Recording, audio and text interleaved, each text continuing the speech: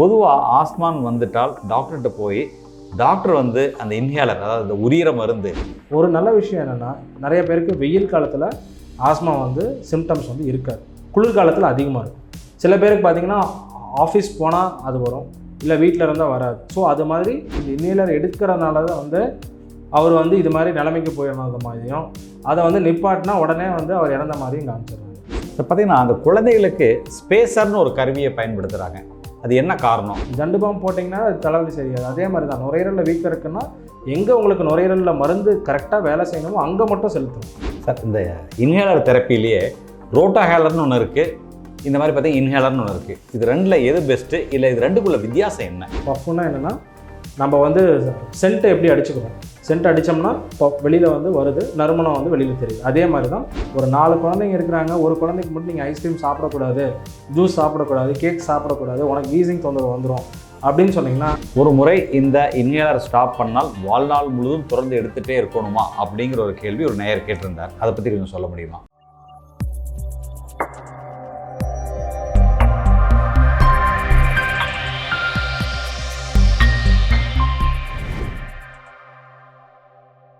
ஆத்திச்சூடி சமூக ஊடகத்தளத்திலிருந்து உங்கள் அனைவரையும் வரவேற்று மிக்க மகிழ்ச்சி அடைகின்றோம்.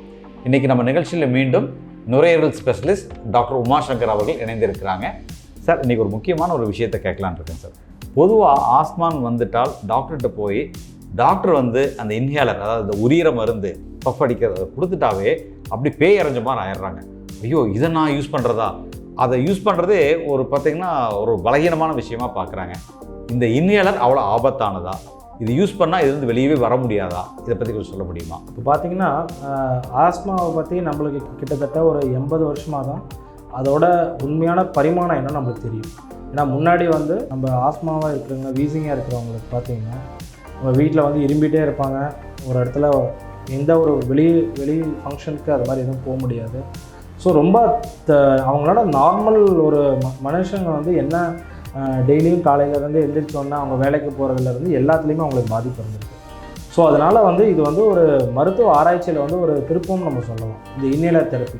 இப்போ பாருங்கள், இப்போ உங்களுக்கு வந்து மூளையில் வந்து ஒரு ரத்தத்தில் அடைப்பு வருது, நீங்கள் அதுக்கு ஒரு மாத்திரை எடுக்கிறீங்க, அந்த மாத்திரை எப்படி வேலை செய்யுதுன்னு தெரியுதுங்களா?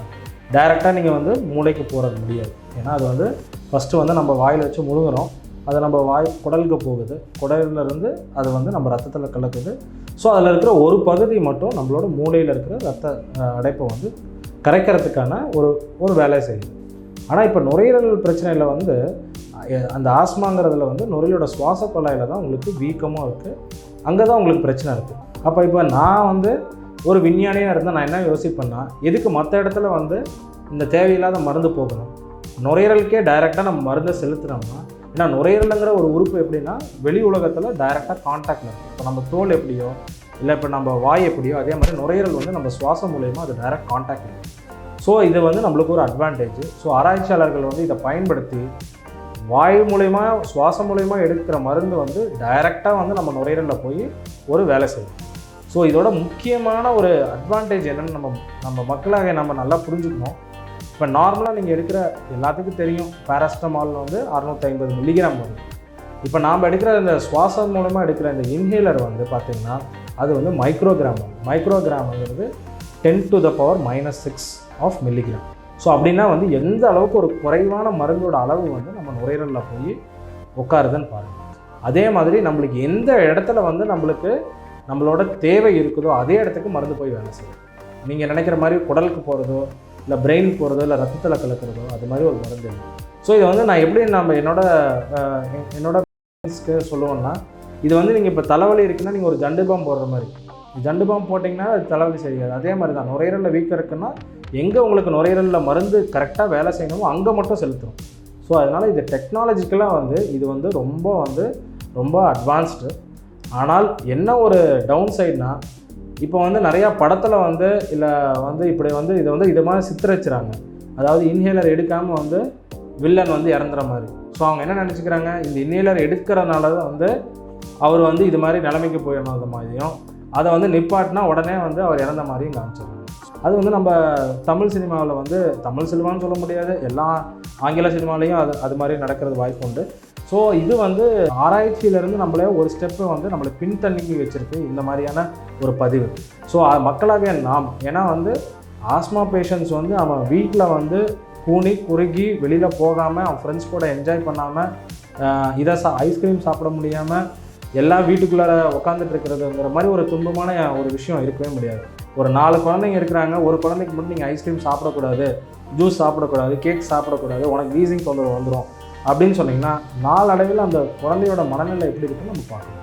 ஸோ அதனால் நாம் மருத்துவராக நம்ம என்ன அட்வைஸ் பண்ணுறோன்னா, நம்மளோட நோக்கம் என்னென்னா 2 தான். ஒன்று வந்து நீங்கள் மற்ற மனுஷங்க மாதிரி நார்மலாக சொசைட்டியில் வந்து இருக்கணும், நம்பர் 1. நம்பர் 2 வந்து இந்த தொந்தரவுனால நீங்கள் அடிக்கடி மருத்துவத்துக்கு வரக்கூடாது, மருத்துவரை அணுகாமல் இருக்கிறதுக்கான ஒரு முக்கியமான வழி. சார், இந்த இன்ஹேலர் தெரப்பிலேயே ரோட்டாஹேலர்னு ஒன்று இருக்குது, இந்த மாதிரி பார்த்தீங்கன்னா இன்ஹேலர்னு ஒன்று இருக்குது. இது 2ல் எது பெஸ்ட்டு, இல்லை இது 2க்குள்ள வித்தியாசம் என்ன? ரோட்டாஹேலர்னால் என்ன, பஃப் பண்ணுறதுனா என்ன, உங்களுக்கு நான் சொல்கிற பாஷையில் புரிய வைக்கிறேன்.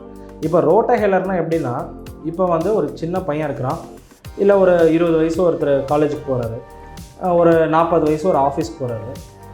இவங்க 3 பேரும் வந்து அவங்களோட நுரையீரலோட சக்தி வந்து வீசிங் இருந்தாலுமே ஓரளவுக்கு நல்லா இருக்கும்.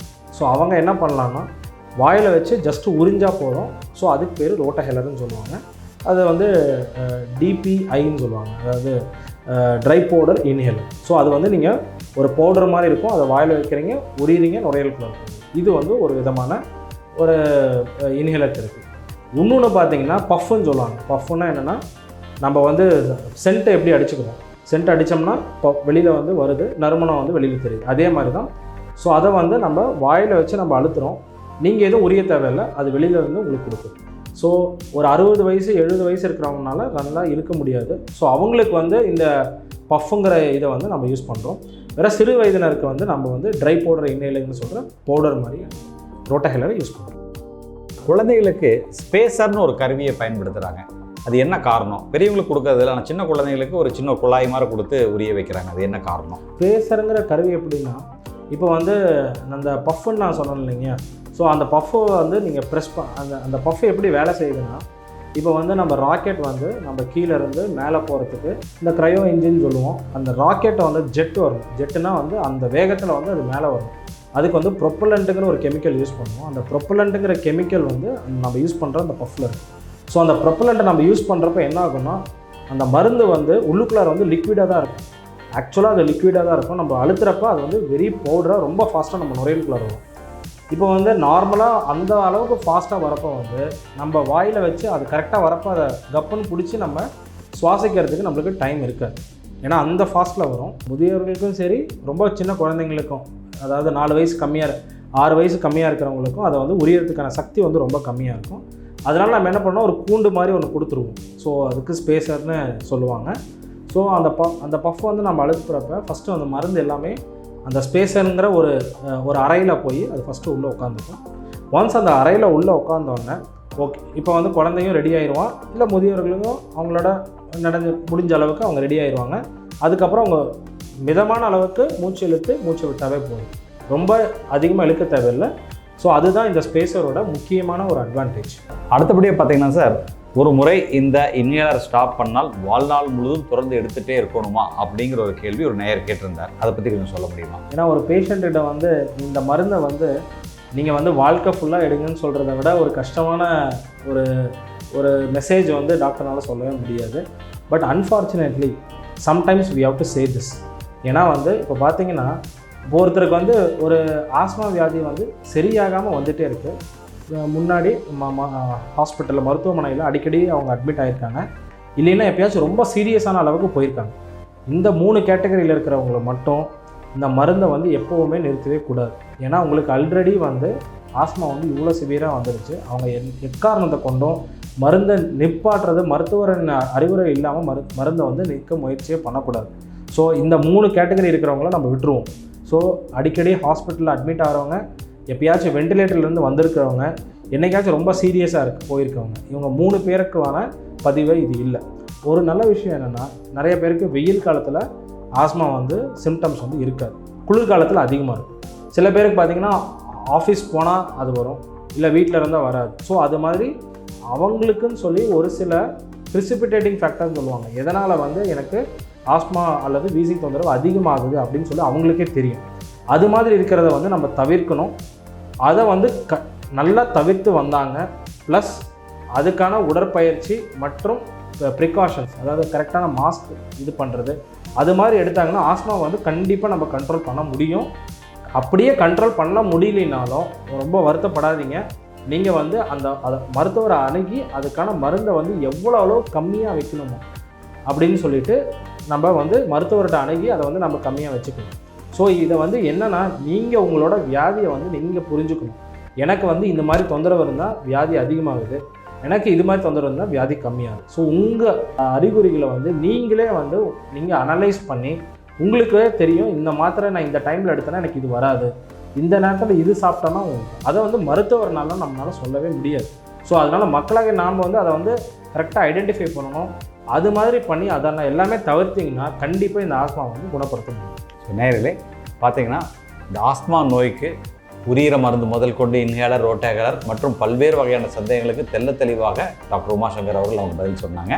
ஸோ இந்த காணொலி பிடித்திருந்தால் லைக் பண்ணுங்கள், சப்ஸ்கிரைப் பண்ணுங்கள், தொடர்ந்து இணைந்து எங்களுடன் பயணம் செய்யுங்கள். நன்றி, வணக்கம்.